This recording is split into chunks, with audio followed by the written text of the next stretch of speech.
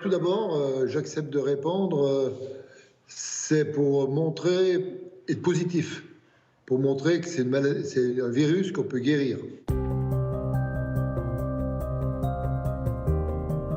J'ai eu une bronchite.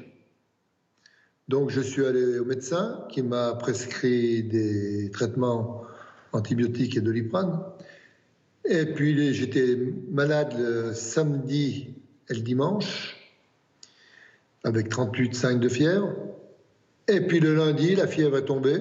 Puis le soir, j'apprends que j'avais été en contact avec le maire de la Balme de Sillingy, qui avait été positif, et puis une autre personne qui était positive.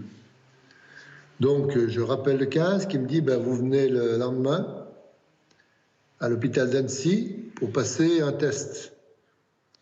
L'après-midi, j'étais à la mairie, on me rappelle, et puis on me dit voilà, monsieur, vous êtes positif, donc on vient vous chercher une ambulance tout de suite. C'était dur psychologiquement, parce que quand on rentre comme ça à l'hôpital, on se dit mais pourquoi? Qu'est-ce que j'ai fait? Et le souci de dire mais tous ceux que j'ai contactés, je ne voudrais pas qu'ils attrapent ce virus. C'est là que c'est dur, et puis quand on est enfermé dans une chambre pendant une semaine, avec atmosphère, avec surpression pour pas que les microbes rentrent ou l'inverse, c'est dur quand même. Puis quand on est enfermé comme ça, je pense que c'est même plus qu'une prison, puisqu'on ne voit personne.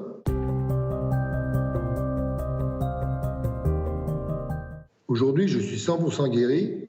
Ça fait 4 ou 5 jours.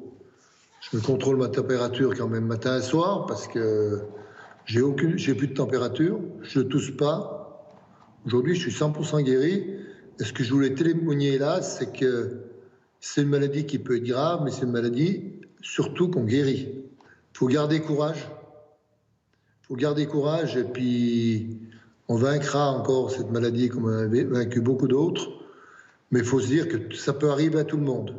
Personne n'est exempt, même les plus solides. Quand ça tombe dessus, ça tombe dessus.